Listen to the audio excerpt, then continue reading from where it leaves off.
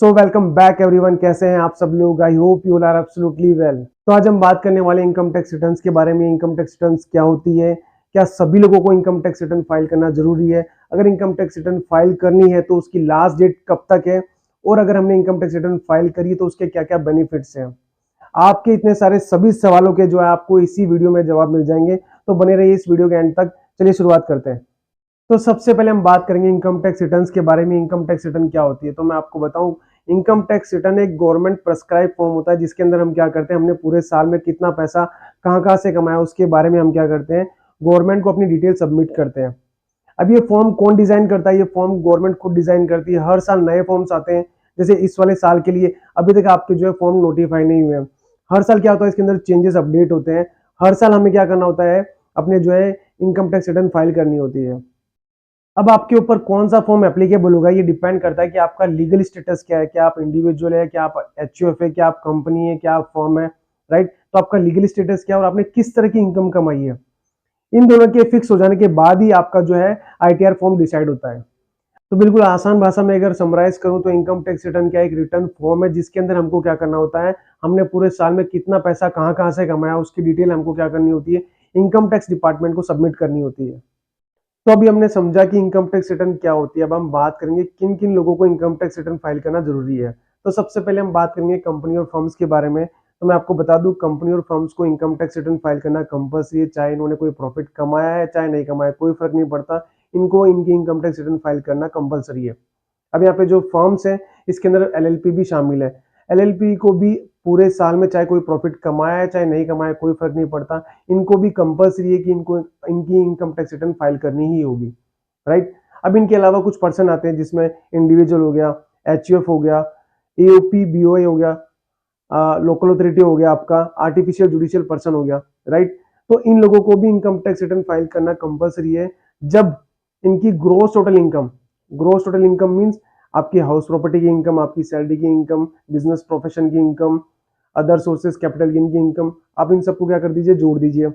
अगर ये 2.5 लाख से ज्यादा है, राइट, 2.5 लाख क्या है, आपकी बेसिक एग्जम्पशन लिमिट है, राइट। तो इनकी ग्रोस टोटल इनकम अगर 2.5 लाख से ज्यादा है तो क्या करना होगा, इनको इनकम टैक्स रिटर्न फाइल करना होगा।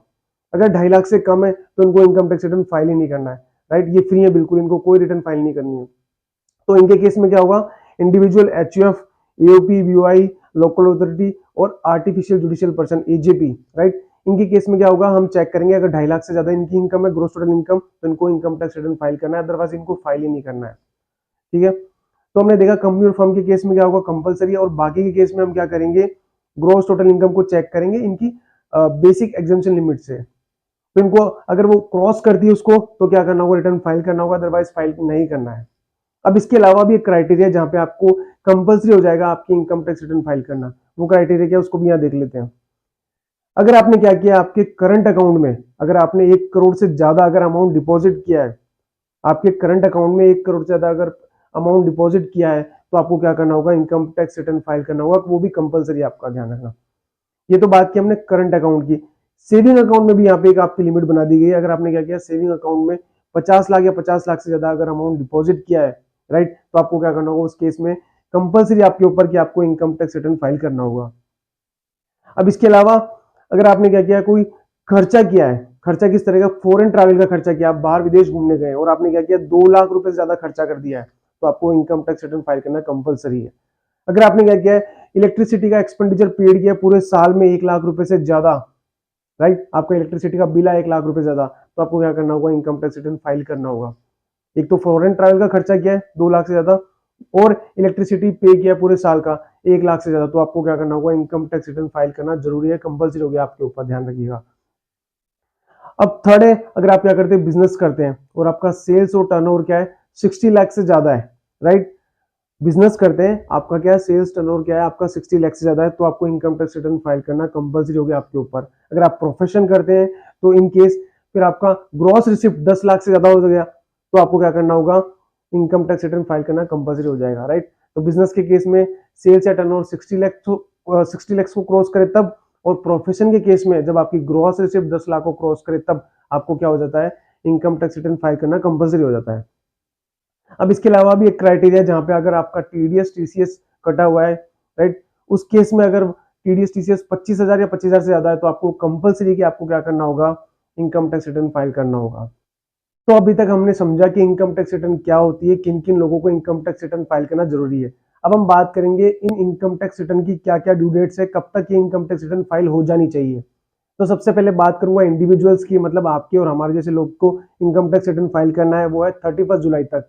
मतलब जब भी ईयर एंड होता है उसके 4 महीने के अंदर हमको क्या करना है, अपनी इनकम टैक्स रिटर्न फाइल करनी है। इसके अलावा जितने भी एसएससी बच गए, जिसमें कंपनी हो गया, आपका पार्टनरशिप फर्म हो गया, और ऐसे एसएससी जिनके ऊपर क्या होती है, टैक्स ऑडिट एप्लीकेबल होती है, इन लोगों को अपनी इनकम टैक्स रिटर्न फाइल करनी है 31 अक्टूबर से पहले पहले। क्या इन ड्यू डेट्स के बाद में भी इनकम टैक्स रिटर्न फाइल की जा सकती है?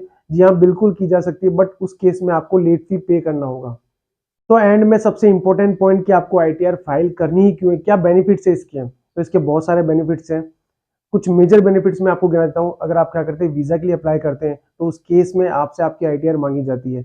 जब आप क्या करते हैं, गवर्नमेंट में कोई टेंडर अप्लाई करते हैं, राइट, गवर्नमेंट टेंडर अप्लाई कर रहे हैं आप, तो उस केस में क्या होगा, आपसे आपकी आईटीआर मांगी जाती है। थर्ड, जब आप क्या करते हैं, बैंक में लोन के लिए जब आप क्या करते हैं, फाइल लगाते हैं, तो उस केस में भी आपसे आपकी आईटीआर मांगी जाती है। जब आप क्या करते हैं, क्रेडिट कार्ड के लिए अप्लाई करते हैं, तो उस केस में भी आपसे आपकी आईटीआर मांगी जाती है।